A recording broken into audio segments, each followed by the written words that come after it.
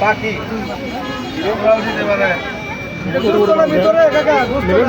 মূল্য নাই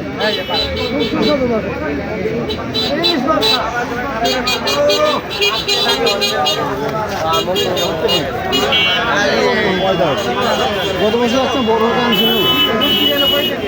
মুরব্বী